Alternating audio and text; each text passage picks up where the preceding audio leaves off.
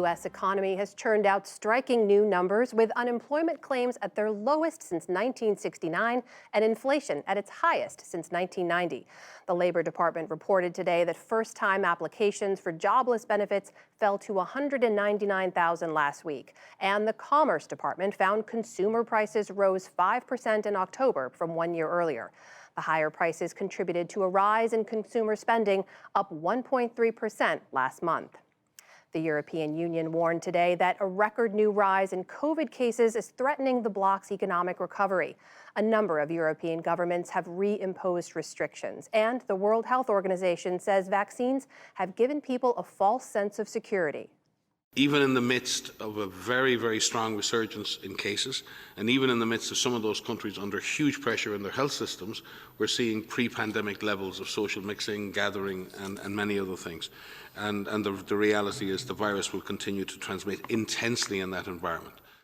Austria went into lockdown mode this week, and Slovakia approved its own lockdown today. France will announce new restrictions tomorrow. At least 31 migrants died today trying to sail from France to Britain. Their boat sank off the English Channel off Calais. 4 suspected traffickers were arrested later. This was the deadliest such incident yet. Attempted channel crossings by people fleeing Afghanistan, Iraq, and elsewhere have grown sharply this year.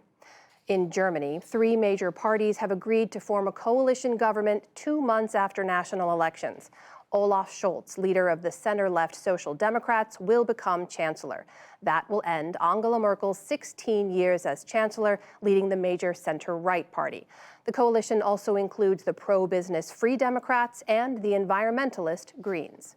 Sweden's first female prime minister, Magdalena Andersson, resigned today just hours after she was appointed to the post. She won parliamentary approval today as prime minister, then lost a budget vote. With that, her coalition partner, the Greens, quit the minority government and Andersson stepped down. Så trots att det parlamentariska underlaget... Although the parliamentary base appears to be unchanged when it comes to the government, it ought to be tested by Parliament anew. For me, it's a question of respect. But I also don't want to lead a government where there could be reasons to question its legitimacy. Andersson said she is still interested in leading a one-party government run by her center-left Social Democrats. Back in this country, millions of Americans were on the move today as Thanksgiving travel neared pre-pandemic levels. That is despite higher gas prices and a new surge in COVID-19 infections. Lines of people were seen at airports in Houston, Miami, New York, and elsewhere, and highways were full. The travel group AAA estimated well over 50 million people headed out for the holiday. President Biden, meanwhile, has tapped Shalonda Young to lead the White House Office of Management and Budget. She has been serving as acting director. If confirmed by the Senate, Young would be the first Black woman to lead the budget office on a permanent basis.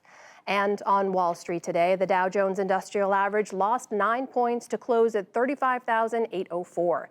The Nasdaq rose 70 points, and the S&P 500 added 10. Still to come on the NewsHour, partisan wrangling over district maps that could decide control of Congress. Author John Feinstein discusses his new book on racial struggles in sports. The history behind the White House tradition of pardoning Thanksgiving turkeys, plus much more.